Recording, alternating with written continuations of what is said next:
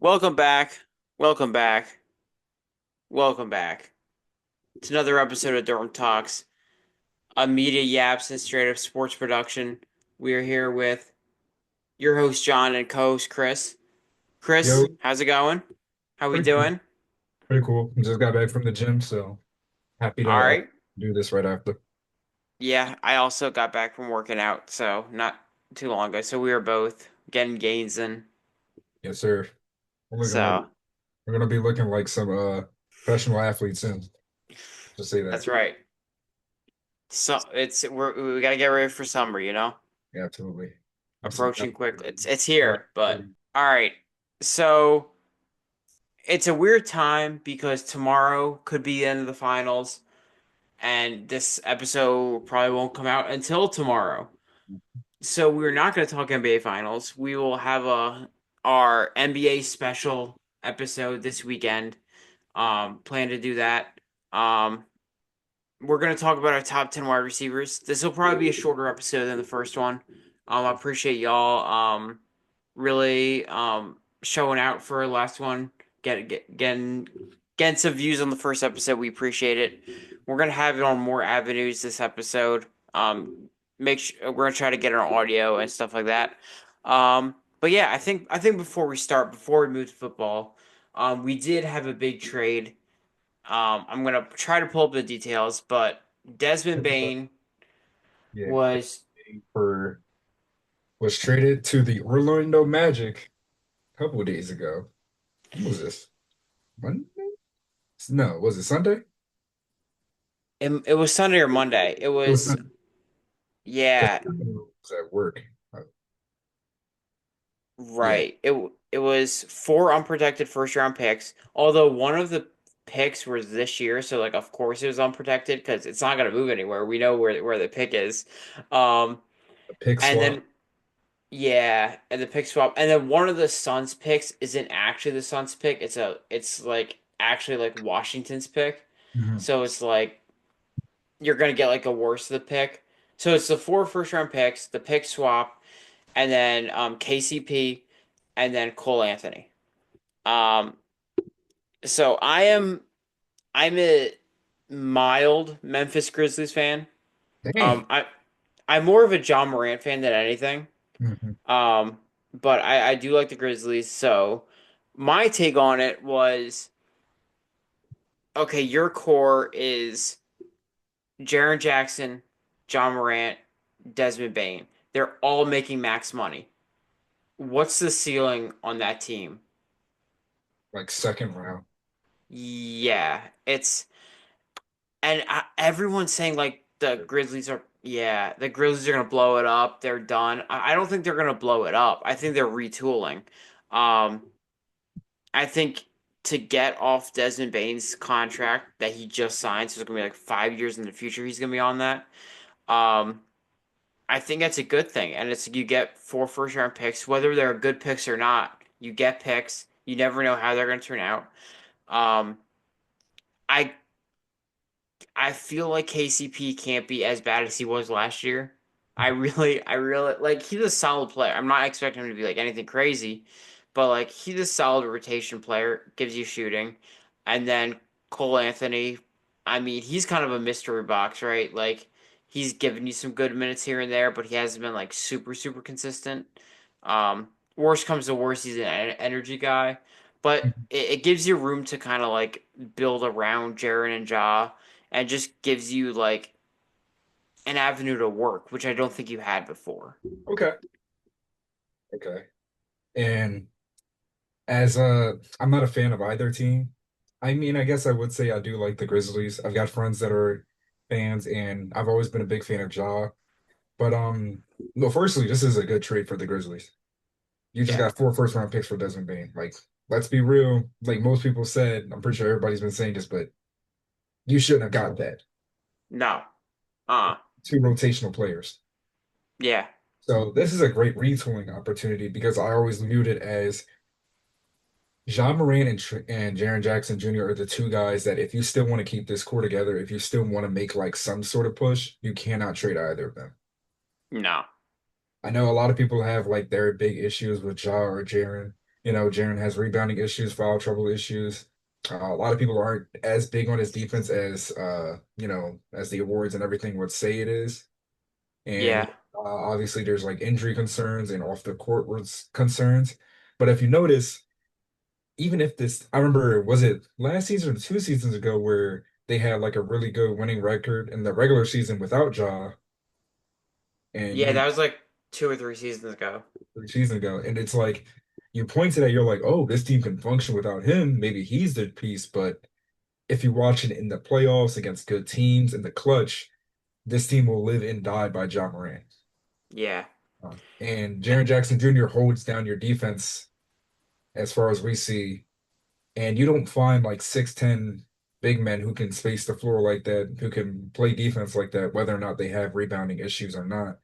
That's on the front office to go surround those guys with better role players. Like Steven Adams was always a perfect guy to put next to them. So this is a good Yeah. step. Yeah, I think when you make the point about the team 2 or 3 years ago, the rotational pieces and the surrounding pieces around that team was elite. They had great rotational players down the board. Like Tyus Jones could run the team when John needed a break. D'Anthony Melton was a bucket getter.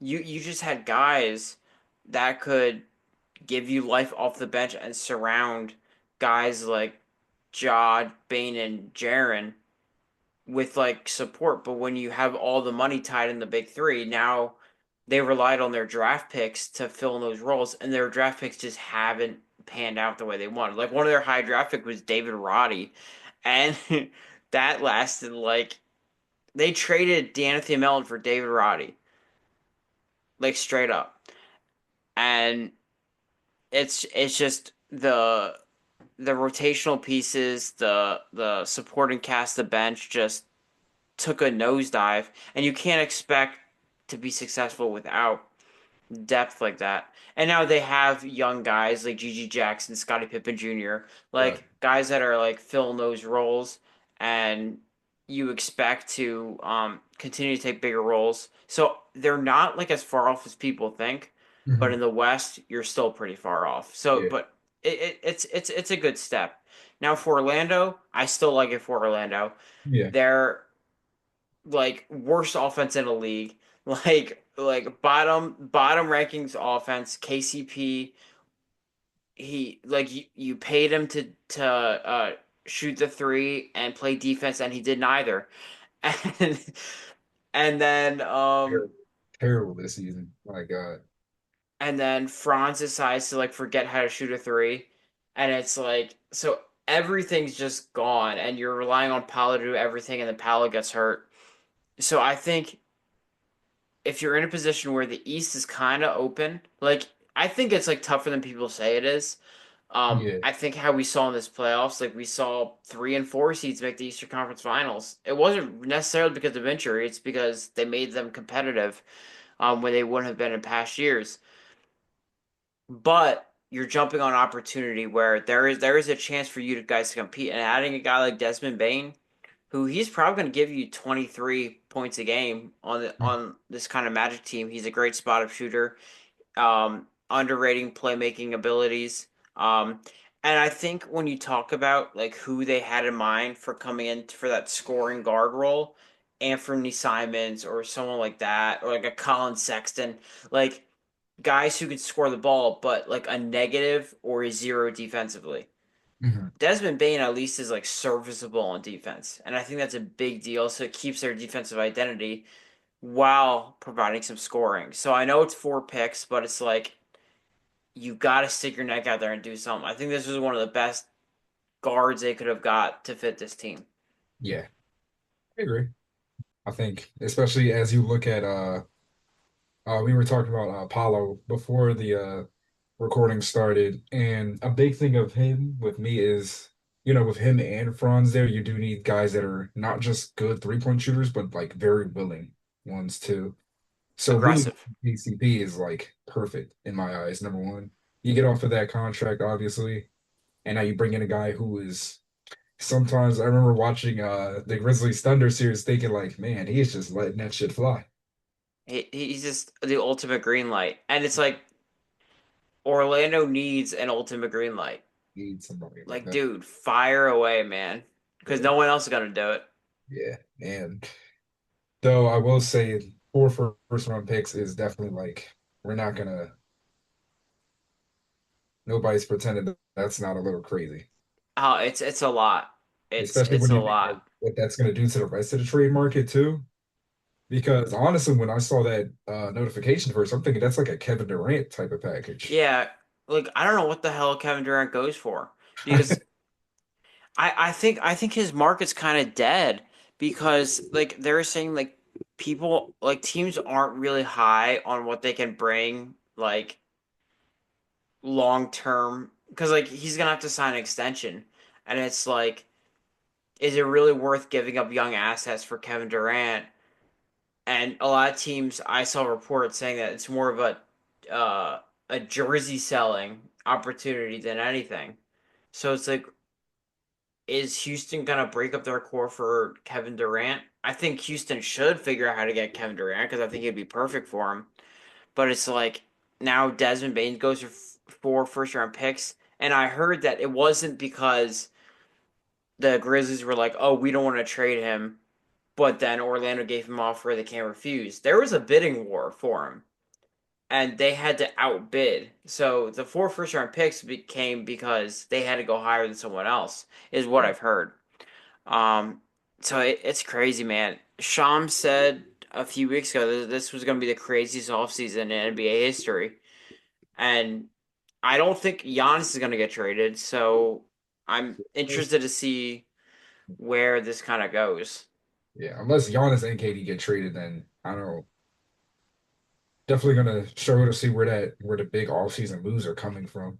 Yeah, I don't see Giannis getting traded because I mean, if he goes to any team to compete, they're gonna have to dismantle their franchise to get Giannis in the building. Yeah, Like Milwaukee's not gonna take any deal for Giannis. They're yeah. gonna need like two young players and a hell of a lot of draft picks. So Like however much OKC got, they're gonna need like that from any team. yeah, they're gonna need a Paul George package, Yeah, like legit. And even the Paul George package, they didn't know Shea was gonna be the top three player in the league. So it's like it's gonna. yeah. And speaking of that, it's when you look at what's come out of that trade, now teams are gonna be really thinking like, oh man, the Thunder basically got their big three by just trading away Paul George. So now it's a thing of like teams are gonna be like, oh man, what if we get miss out on our next big three because we decided to trade for Giannis and nothing comes from that. Yeah. So teams are going to be less willing to give away draft picks 10 years in the future, which is what a lot of people did, was like they just gave away these picks. And now it's like, oh, we kind of need to keep these picks around um, if we want a future. Um, so yeah, I think my grades for the Orlando trade is I'm gonna give Memphis an A, Mhm. and I'm gonna give Orlando a B plus. Yeah. Because I like it for both sides. I just like it a little more for Memphis. I'm leaning towards more of Orlando a B minus. Not because I Okay. think Desmond Bain is terrible, but I don't feel like that moves the needle for the Magic. What would you have done if you're Orlando? That's a good question. I honestly don't know. It's a weird situation over there. It's like there's a couple of routes you could have gone. And it's like I get it because the East does seem wide open next year with Tatum's injury and with how the Cavs like just came down to just injury after injury after injury to finish their season. The Sixers are always like the biggest question mark on the Who planet. knows? Who Yeah, knows? who knows? They could be a 70-win team or they could be back in the lottery next year. Honestly, both are very like they're both pretty Very likely. probable. And Giannis potentially getting traded. The Knicks still don't have a coach. Uh, Even if Giannis doesn't get traded, that Bucks team sucks. Exactly. And Damian Lillard's out too, so it's really It That really, team is te Kyle Kuzma was your second option, man. Buckle up. yeah. You But got Kyle Kuzma and Kevin Porter Jr. being your offensive engine. So Bobby Portis. I saw the notifications like Golden State Warriors interested in Bobby Portis. I'm like, why is this coming across my phone? Why do I care? It's like I don't care. Oh man, that's bad. Oh man, All right. Shall we get into our top 10 wide receivers? absolutely. Let's do it. Um, I'll start with my honorable mentions. Um, I struggle with this and I mixed it up right before the episode, but I have two honorable mentions. Well, I have three. All right, I have, and I'm probably missing a few, so don't come at me. But just three I want to highlight as being like I think really good, but not in my top 10. Devontae Smith, um, best number two receiver in the league. I don't think he's gonna crack the top 10, but just some of the best footwork in the league, best hands in the league. Just I think one of the undisputed top number twos in the league. And then I have Brian Thomas Jr. I think he's definitely going to be in the top 10 next year. Um, and he's going to have less pressure on him now. You have Travis Hunter in there, assuming Travis Hunter plays wide receiver. Who knows? But I think he has to as well. Um, Who and then would I have not do that? yeah, it'd be stupid. And then I have Garrett Wilson. Um, Garrett Wilson, I just moved out of my top 10. Mhm. He's ridiculous, but he hasn't shown that consistency. And I know a lot of that is from who's been throwing the ball to him and kind of the system of everything. But you know, I think the other guys show more consistency, and I think you know bring a lot more to the table consistently. I respect that. I respect that. My honorable mentions are a little weird. Yo, I've Okay, got, and okay, this number one, this is very hard. I didn't realize how like deep the wide receiver position is. it's So I was tough. so I was making this list. So mine's are Garrett, obviously. He was very close to coming off of it. A lot of these is not just because of these like wide receivers as individual players, but more because of the QB room that you have to look Yeah, at. Like it's been years. Justin Fields isn't a good passer. Let's no, let's be honest. it's gonna be bad. It's It's gonna gonna be be hard. bad. It's gonna be really hard. And that Jets team, we already saw, even with Aaron Rodgers, who while he is still just not that good anymore, he's still a miles better passer.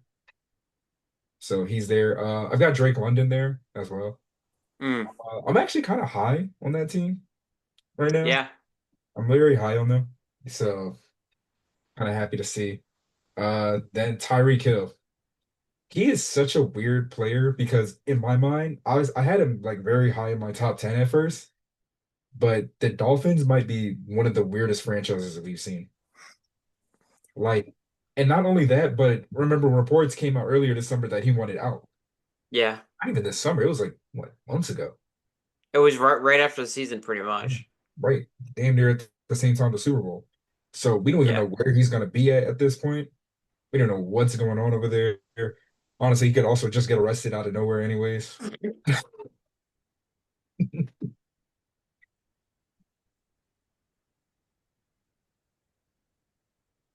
You know, I don't know. He might have to deal with whoever the backup QB is after Tua inevitably ends up in the ER again. So, Quinn Ewers. uh, it doesn't even sound like a I, real person. I don't even think he's a backup, but they drafted him. Oh my Quinn God. Ewers is genuinely horrible. Oh my God. Oh no. Yeah, it's just so bad. Yeah. Devontae Smith, as you said already, one of, if not the best wide receiver two in the league right now. And then JSN. I actually moved. Oh, he's an honorable mention for me. Yeah, Yeah. yeah. I'm not gonna lie to you. I'm not gonna sit here and pretend that I watched a lot of Seahawks game. I did. I'm not gonna pretend I did. But the talent is undeniable from what He's I already watched. one of the best slot receivers in the league, And which is why I'm really interested how him and Cooper Kupp kind of yeah, play off of each other. yeah. And Cooper Cup would be here too. him and Mike Evans are in that list of like I respect them enough to recognize that they should probably be here, Yeah. but it's also like a, you know, like Yeah, I think off that note, is that your honorable mentions? yeah, On that note, number 10, I have Mike Evans. I respect it. Um, I was like, I was gonna put him off, but then I was thinking about like what he does, Mhm. and it's like he got, and we could call it stat padding, right? But he'll get like hurt in the beginning of the season, and then it'll be like week 8, and he goes on this crazy run. He'll get his 1,000 yards, and he's just a model consistency, and he's honestly like still like super dominant. Yeah, He's just like he allows Baker Mayfield to play so comfortably that Baker Mayfield will not hesitate to make a pass to make a difficult pass, and you can trust Mike Evans so much because his hands are so sure. He's so big, he's tall, good hands, good feet. Eh, He's just he's just like everything you want as like a solid wide receiver one, yeah, and he's getting up there, but he's not shown me that he's gonna like decline a whole bunch either. Now when we start talking about Hall of Fame talks for Mike Evans, I don't think so.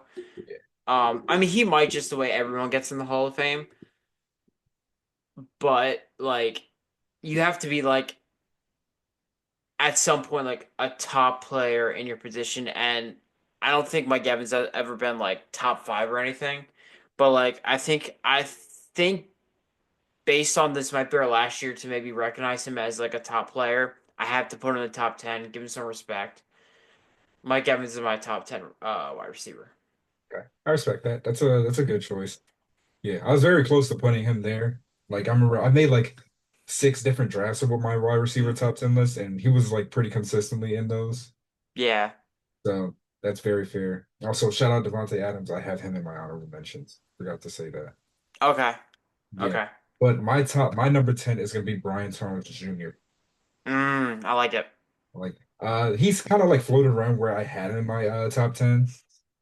But it's more like remember we are projecting for next season, not just like we're ranking how they were past season, Yeah. obviously. And I just feel like this Jacksonville offense has a real good chance to be a lot better. Obviously, as we said, he's going to have like a little bit of the pressure off of him with Travis Hunter on the other side. This is, in my opinion, like Trevor Lawrence's like last like year. I don't Mm. want to say last year in Jacksonville, but Yeah. like this is his like prove it year. It is definitely a career. I think if it goes south, I mean, I don't know if you do make decisions based off of it because you just signed him to a contract, so Ah, you're yeah. kind of stuck. But I do understand the prove it in the sense of okay, if you want us talking about you seriously, now you've got an elite play caller. Now you've got these weapons.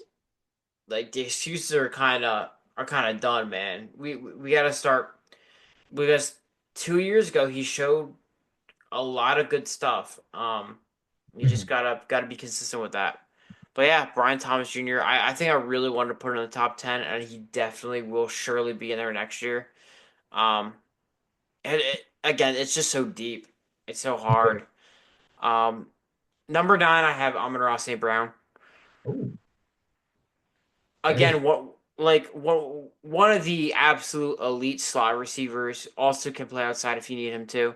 Mhm. Um, in the league, I mean, if you make some fans delusionally put Jared Goff in top 10 conversations, I think you need some recognition. um, Bottom line, right? The Lions have had a top offense for the past 2 years. Yeah. Their offensive line is great, but it's also like a smidge overrated, and now it's going to be even worse. Mhm. Now that like their center retired, their all Like, pro center retired, and like everyone puts like Penei Sewell. Like this is a conversation for another day, but everyone puts Penei Sewell in a conversation with like he's like better than Lane Johnson. He's not better than Tristan Wirfs. So it's like, and it's like Tristan Wirfs and Lane Johnson, and then it's a gap, and then it's Penei Sewell. So it's like when we talk about how important a guy like Amon-Ra St. Brown is, to them. I mean, he's an explosive play waiting to happen, and I think he really adds an element of surprise, of explosiveness, of take the top off the defense that the Lions like live and die by. Yeah, Um, they're like a basketball team that lives and die by a three a little bit. They're the run game. They're gonna get out and running. Um, and Amon-Ra St. Brown is a huge part of that, and I think he deserves recognition to be in the top 10. I respect that. Yeah. Definitely like a controversial opinion from the places I see him consensus among other fans. Yeah, people have him pretty high. Yeah. Uh, for me, my number nine, who we're moving on to, is Lad McConkey. Um, did you forget?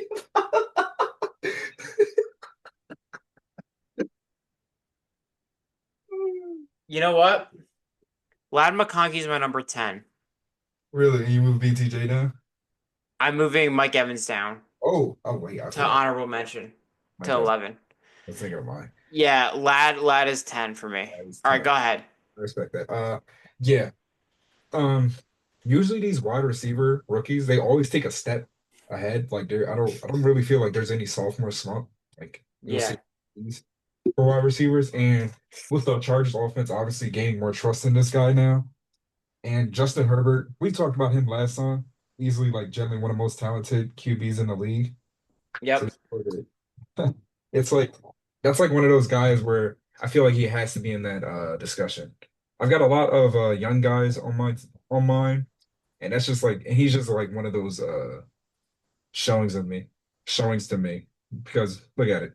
82 receptions. He's still in the top 10 as far as yards go. He's a rookie. When it comes to projections, I think he's going to be a big part of the Chargers making a deep playoff push or not.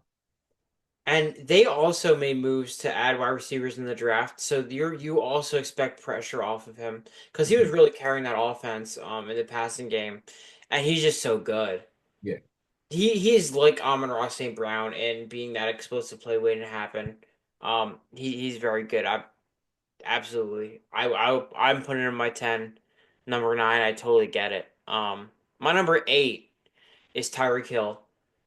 Um, Okay. I I know it's like you could see like, oh, but he's such a big question mark. Well, last year he was like top 3 Yeah. coming into the season. So I feel like 8 spots is a solid drop. And although there's a lot of questions mark with him and his off the field stuff is pretty awful, I think as a deep threat he's still one of, if not the best in the league. Just his speed is priceless, second to none, and it hasn't seemed to dip at all. I think where it struggles is you have Waddle and Tyreek Hill, so you have a little bit of a one-dimensional offense, and that's where they get the soft label because they're not a bruiser team. They're not going to out physical you. They're going to outrun you, but outrunning you can only go so far. Yeah. Um, but when you talk about people that can outrun you, Tyreek Hill is the best in NFL history. Yeah. So I'm still giving him respect as a football player at number 8. Okay. I respect that. That's a good choice. I respect that. Yeah, it was so weird to look at, especially with the drop off in his receiving yards. It's like obviously that's not all on him. And he was hurt a little bit. Yeah. So, Like it's like you're not gonna blame him for that, but it's like there's definitely questions coming up about it. oh yeah. But my number eight is one of my favorite players, Malik Neighbors. Shout out to Mm, this guy. He really carried my fantasy team I for struggled with Malik. I yeah. couldn't put him on. It's like that. It's just to me, it's like the physicality, the catch radius. Like he's got every tool to be a superstar wide receiver in this He's league. unreal. He's like ridiculous to watch. Before his injury, he was generally looked like a top five wide receiver. And that was with the horrendous QB play that the Giants had. Yep. Like historically Yeah. bad. So I'm not saying the Giants QB play is much better going into next season. Like it's better, obviously, because there's not you can't be worse than what it was last year. Yeah. But I do think with the improved QB play, with the guys that you have in that QB room, and with obviously he's going to take another step just being in the NFL another year. It's like we could be talking about him in like that top five upper echelon, at the end of next season Yep. because Oh, no doubt. that good. Like pre-injury, I remember he was genuinely looking like whoa, like if he was He's drafted to a team with a competent like offense, like yeah. Imagine he goes to the Chargers. Like what happens there? no, Um he's a freak. Like he's a freak in every sense of the word. Um yeah. I him and Lad I'm probably taking Malik over Lad. yeah, So yeah, he'd probably be my 10. But yeah, Malik's ability to he is like he's it's like the physicality of AJ Brown, the hands of George Pickens, the sweet like he's just like a more for these wide receivers, and he's so good, man. amazing. Like he's we talk about like how good like Odell Beckham was as a young prospect on the Giants, and like Malik almost gives you more. And like I'm not saying he's better, but like he gives you more as like a total package of a wide receiver. Um, So he's ridiculously impressive. And I'm not mad at him being this high this early. I'm not. Yeah. My seven is someone who I'm very high on, and maybe seven and six are people that I'm very high on, and I don't know if that's consensus. But number seven, I have Drake London. Um, Oh, Drake London was in a dysfunctional offense with Kirk Cousins playing terrible for most of the year, and he had 1,200 yards. Um, and he's just so big, so physical, such a good route runner. Like just one of the best movers in the league, and he's just like he's like a perfect wide receiver athlete. And if Michael Penix comes in here and he gives him stable quarterback play from week 1 to week 18, I think you can expect like 15, 1,600 yards from Drake London and a whole lot of touchdowns because he's just that good, that dominant.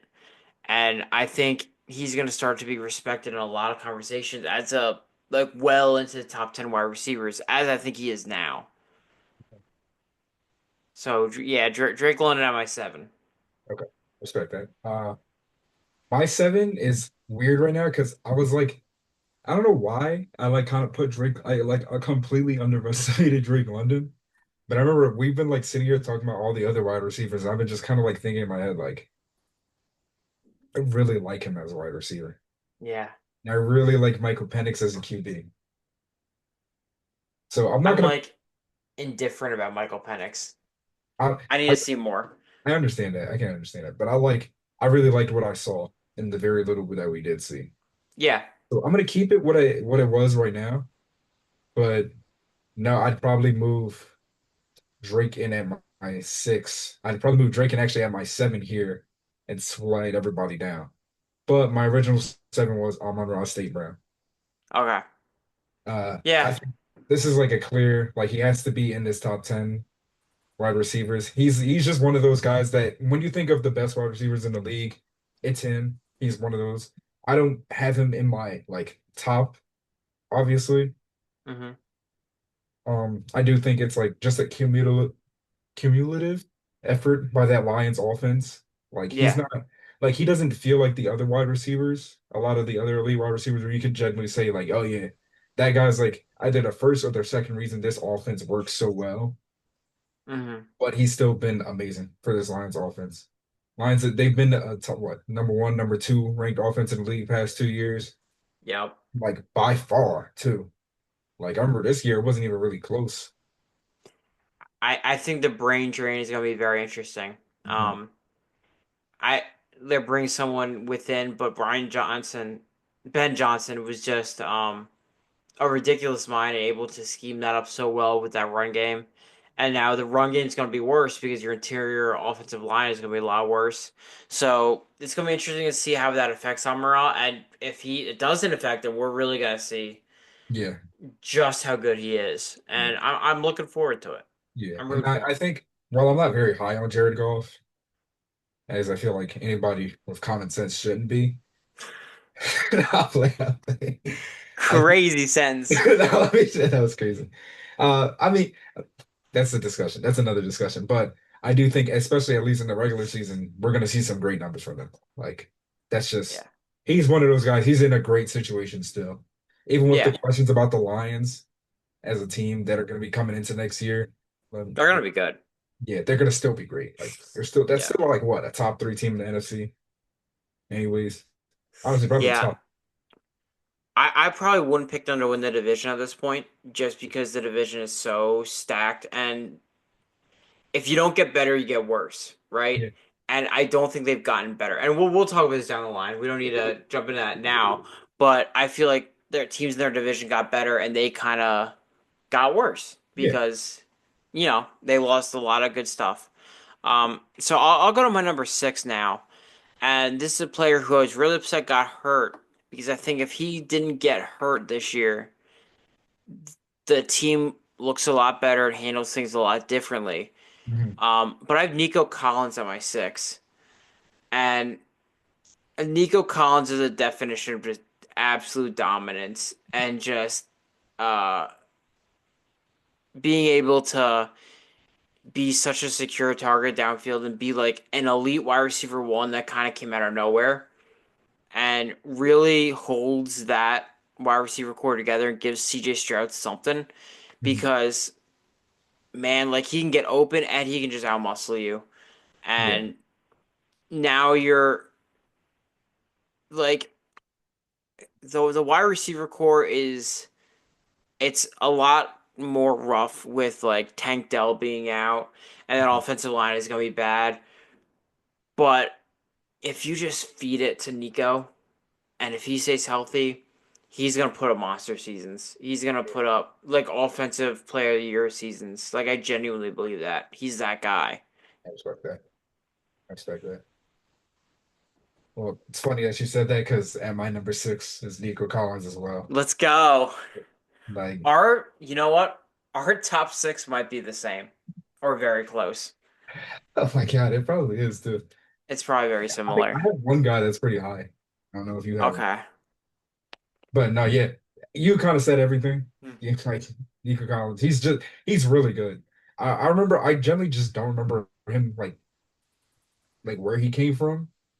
First time I heard about him, I was playing Madden 21, Mhm. and he was like this 70 overall wide receiver, and I turned into like a 90 overall out of nowhere. And I was like, man, he's got some good stuff. And then I start watching, I'm like, man, I actually manifested that shit. Yeah, it's so So crazy. Like so he's Nico Collins, you're great. welcome. You're welcome. I take credit for Nico Send some Collins' money our way. career. Send some money our way. We hope we did our part. Yeah, he's gonna get that big contract. I need a little Yeah, I need a little piece, a little just a bit, little bit. a little bit. Shout Yeah, out to Nico Collins, man. yeah. At five, You said it all honestly. He's just God. all right. My five is Puka Nakua. Really? Okay. Yeah. Uh, I mean, shit. Like this guy is Guy. ridiculous, ridiculous. Like, do you know how good you have to be to make keeping Cooper Cup like something you don't even need to worry about? Yeah. Because he literally came in, did Cooper Cup had an injury right after the Super Bowl. Puka comes in and does exactly what Cooper does. Hmm. The same thing. Just elite in the slot. He's still big enough that he can hurt you outside, and he has insane hands, insane awareness. Like you have a quarterback that can throw no look passes, and then you have a wide receiver that's so aware of what's behind him, what's in front of him, that he's catching that ball. Like he's doing helmet catches, he's doing one arm grabs, he's doing these ridiculous stuff in the NFC divisional. Like when he caught that ball, I thought we lost. Yeah. I thought it was over. He's just He's ridiculous. He's fast. He's big. I mean, so many of these guys up here that I'm saying, like, when you're building wide receiver ones, these are the guys you want. And there's a lot of slot guys up here, which I feel like is a newer development in the league. Like, these slot guys are these 1A guys. And now I think Devontae Adams, shout out to Devontae Adams. He's definitely someone that I want to mention to be on the opposite side and be able to take that outside. I feel like it's going to be even better for Puka. I really do. Yeah, I think he's gonna have a career year. Which is crazy because every year he's had a career year. So He's he's gonna just gonna. somehow take another step. Yep, I believe it. I believe it. So my number five is actually CD Lamb. Ooh. Okay, that's where. Okay. So I'm assuming that's kind of where we like had a bit of a difference. Yeah, CD's my four. Yeah. So CD, obviously, what can you say that hasn't been said about him? Size, speed, catching ability. Like just because he's on the Another slot guy. seriously, just because he's on the Cowboys, I'm gonna hate. Yeah, I respect it. I, I I can't show love to him too much, but there's a reason you see so many people put him over AJ Brown when you talk about best wide receivers in the NFC East. Yeah, he's a guy that's like when he's on these stretches, he'll have like these 5 week stretches where he's genuinely like the best receiver in the league. Like Yeah, he'll just be untouchable for 5 weeks and put up like stupid numbers. And I think if he does that like a season long, he's gonna only go higher. So I agree. He's ridiculous. yeah, he's crazy, and for him to keep doing this, even with how like weird the Cowboys QB room has been lately, like obviously Dak is a good QB, especially in the regular season. We'll see him put up MVP Yeah. numbers every year, hmm but a lot of people don't talk about the injury concerns happening over there.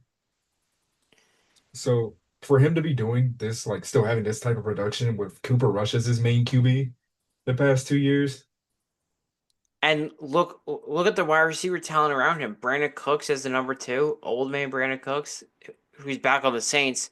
But it's like, so you bring George Pickens in, and now you have at least a threat on the outside to, you know, get you some spacing in there because it was just atrocious, and he's still produced. Um, so he's a freak and an insane talent. and then having such a high amount of yards after catch, even then too. Yeah. Like Oh, he's been ludicrous. Like he's just he is one of those. He's one of the best wide receivers in the league for a good reason. Cowboys, tax or not. yeah. He's been doing it since Oklahoma. Yeah, he came in the league as a top tier wide receiver, and he's still been that consistently. Yeah. And So no, I'm assuming your number four is Puka. yeah, All right. say yeah. No, actually, he's my number two now. Well, you might have to fight about that if he's your number two. That'd be insane. Next year. Yeah, Maybe. I promise. He's that I don't good. know. I think these three guys are gonna stick around. He put the fear of God into my heart watching that snow. I don't disagree. He So put, it oh my God. Kenyon Mitchell went down with injury, and I was like, oh my God, that man's gonna have some crazy catch against us. shout out Isaiah Rogers, man. Big shout out Isaiah Big Rogers. shout out. Come back. He's gonna. The Vikings need him. Yeah. They're bad all corner. So my number three is AJ Brown. Um, I mean, I feel like if he was in a more concentrated offense to his skill set, he would be have 2,000 yards a season. Like he's just maybe not 2,000, but like that 1,500 range, which he's had a lot before. But he's just absolutely insane. Yeah. Like AJ Brown he's built like an action figure. He's fast. He's got breakaway speed, and his like he's usually got the most. like secure hands in the league. So that Packers game when he dropped that like the one like I think it was a Packers playoff game where he dropped the one at the end zone, the No, corner. that was great, right? Was that was the Rams. Okay. But it's like yeah, he's such an insane threat on the outside apart from Devontae Smith where when they say always open, he's always open. Always open. Like there's no one-on-one coverage that he can't beat. He's gonna catch it on top of you. He's gonna go through you. He's got ridiculously strong hands, and he just everything about him is strong.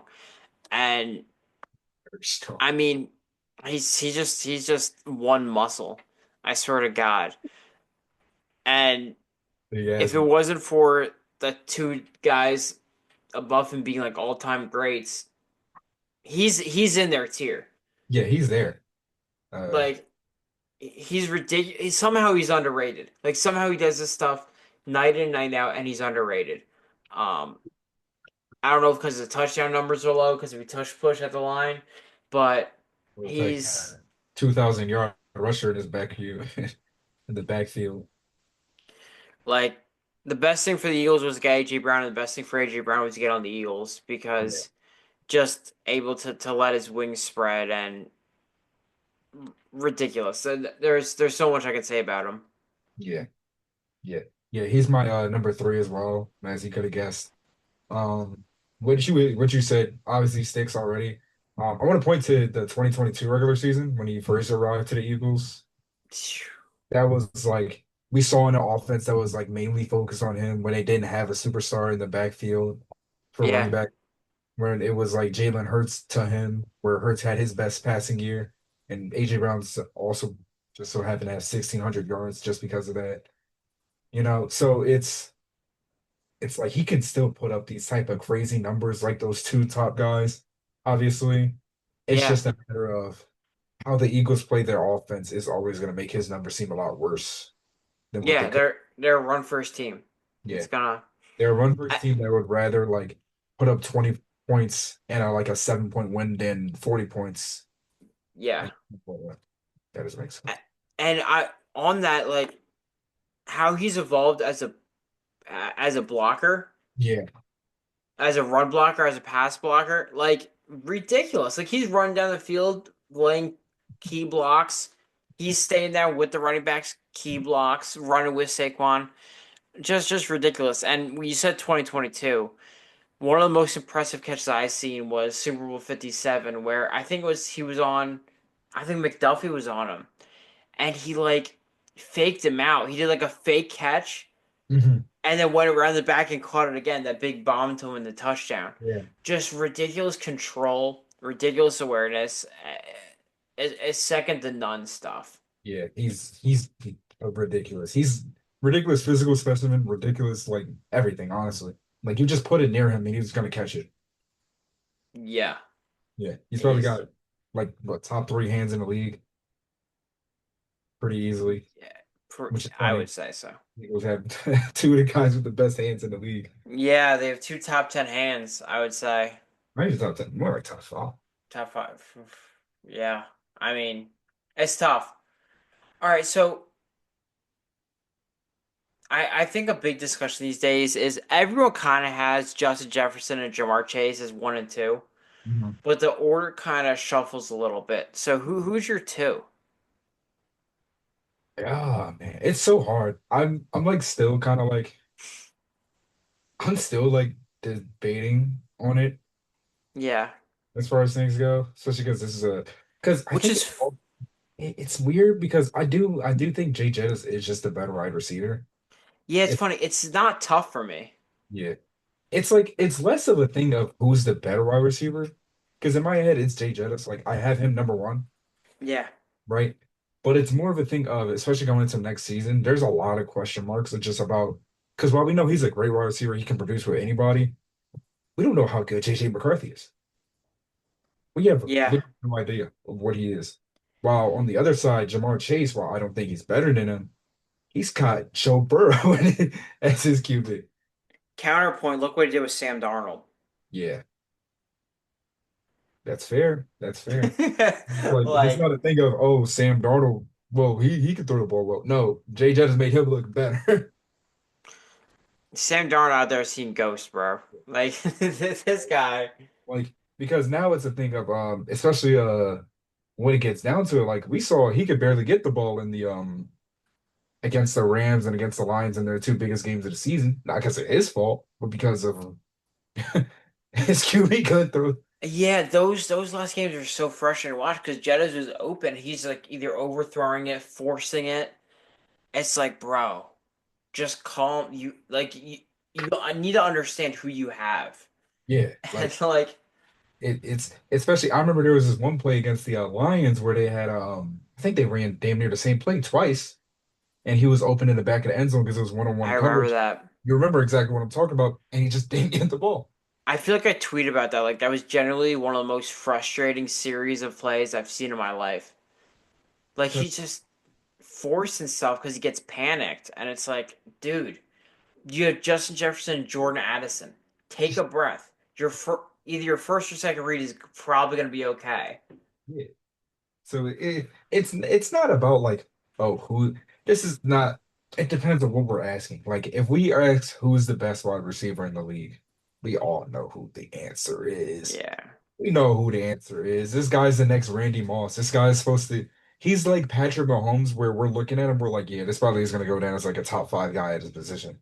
yeah, he's Also. gonna get in those talks because But he's putting up numbers. exactly. But it's just a matter of how is he gonna get the ball? Like we just saw Jamar Chase have one of if not, I don't want to say the best one, but one of the best wide receiver seasons of all time. Triple crown.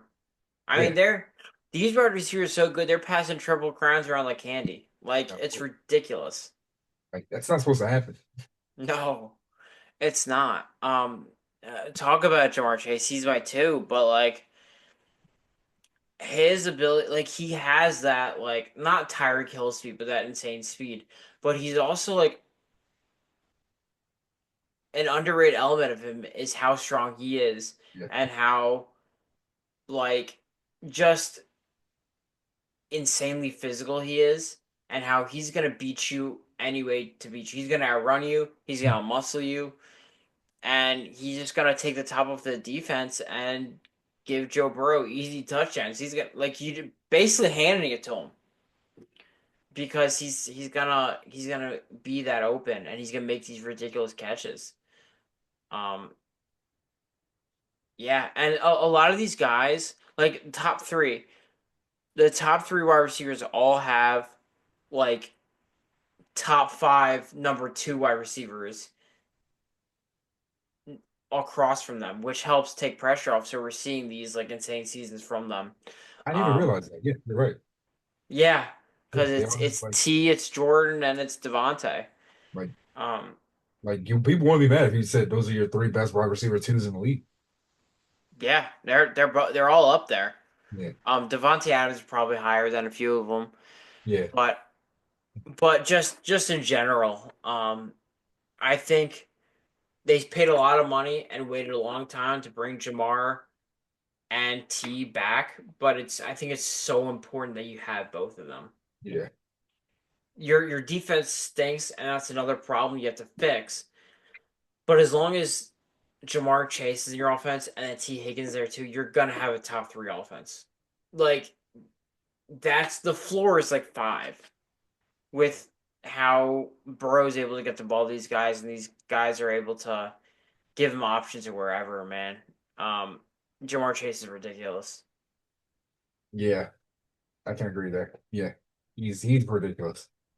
Like we know that Joe Burrow to Jamar Chase connection is gonna go down as like one of those like It's it's so cool we got to see it in college and in the pros, and it's like just as good.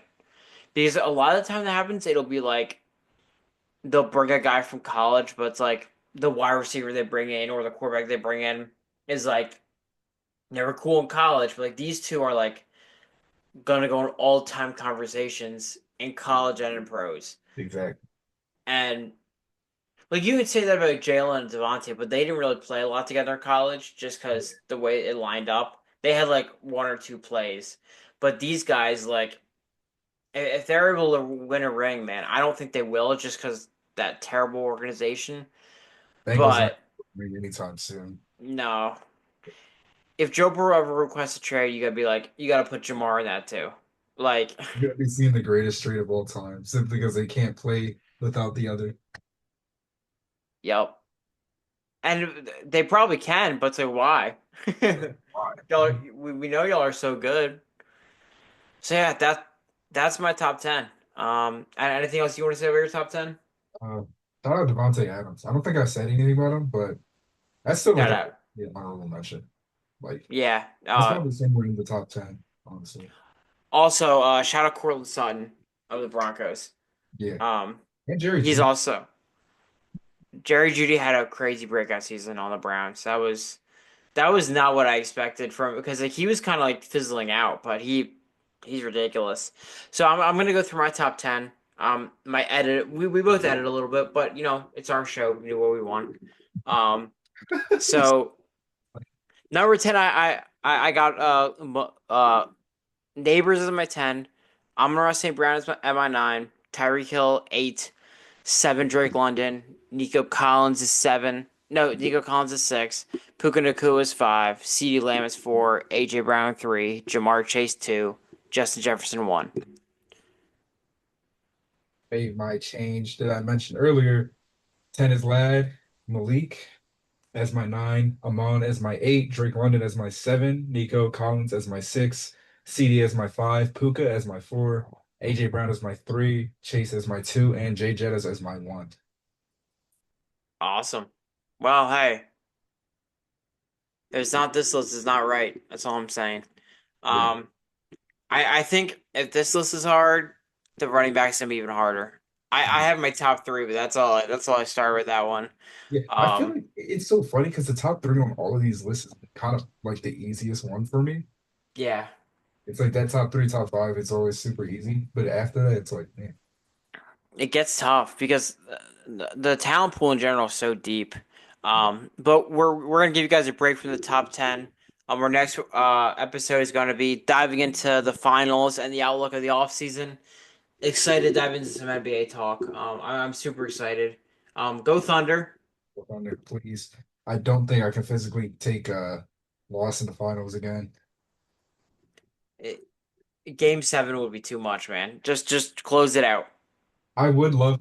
They should have just won a game one, and then I would have been fine. Yeah. But whatever. Like I want to win in OKC, but I also can't do it. I also hope Tyrese Halliburton plays, so they can't say anything. I don't know the way he was playing last game. It might not make a difference. It might be better if he doesn't. It might be better if he doesn't. Shout out his Sixers TJ, legend, TJ McConnell. shout out TJ McConnell, man. Oh my Shout out TJ McConnell, bro. I used to get so frustrated watching that man play, but like, you can't say he doesn't have heart. fucking business. That fucking salesman had me stressing watching the game. It's so funny. Like people were talking about. They said like he's like the LeBron James and Matthew Dellavedova's, and it's like, It and sounds it's like, for real. bro, he's been cool. He's been really impactful and like real like he's just like always active hands and stuff. But let's not overrate TJ McConnell real like let's not Yeah. it's, TJ McConnell on the Sixers was so frustrating, bro. It because he does the same thing. He dribbles down the court, he goes to the basket, he circles around under the basket and then dishes it back out. He does the same thing every time. He just somehow like just went into the zone. Yeah, and it's like he's he's more conditioned than anyone in the league, so it's like he just runs around crazy at age 32 or whatever. So shout out to TJ McConnell, man. Yeah, shout out TJ. We he was giving me a heart attack. 18 points in They, like what, 15 minutes? it was they should have kept him in. Maybe they would have had a better shot. Yeah, they should have closed him. Yeah, Rick Carlisle had a lot of coaching decisions down the stretch. It didn't make sense. Yeah, it's something you don't expect from a guy like Rick, from Carlisle, who's just like, he's won championships. He's been in this position before. So, but But I mean, that I no think one's that's the perfect. whole thing of like trusting your I don't want to say superstar. And that is just another discussion. But trusting your, I can't even say all-star because he didn't make the all-star team either. He's Uh, an all-star caliber player. I know. It's been funny when I've said that lately, and they've been like, "Well, he wasn't an all-star." Well, okay, well, he was all NBA. Right. What do you want me to say? Shout out But Pascal Siakam too. He's been really good. he's been terrific this He's been series. really good. He's been like the He's clear like, best player on the Pacers. yeah, he's the best player on the Pacers. He is. Like He he is. should be Halliburton, but no. Halliburton has the best moments, but from game start to game end, Pascal's the best. All right. Any closing words before we get out of here? Get some sleep. Hey, yeah, thank you guys for watching. Yeah, we're very happy to have you guys tune in every week. We're definitely going to make sure we keep a consistent schedule. You Yeah, know, we both had an insane weekend slash week, so and then Father's we Day Sunday, so it was a we little knew it bit. was gonna be tough. Yeah, we kind of figured we were like, yeah, we're not gonna be able to do this today. So, you we gotta do what we gotta do, but we're gonna make sure we crank these out consistently, even if it's not on the same day. Um, but yeah, shout out and see y'all this weekend, hopefully. Fingers Uh, crossed. please, my FYI, Thunder lose by coming on this podcast. I'm not gonna lie. I'm gonna be going solo. I'm Yeah, gonna be going solo I have a black screen. I'll have a sad Bart Simpson edit over mine. I'm and like, just Chris crying. yeah, it's gonna be bad. But thank you guys for watching. As before, as we said before, that's Straight Up Sports, or otherwise known as John. I'm Media Yabs, also known as Chris, and we'll see you guys later. Like and subscribe, y'all. Peace.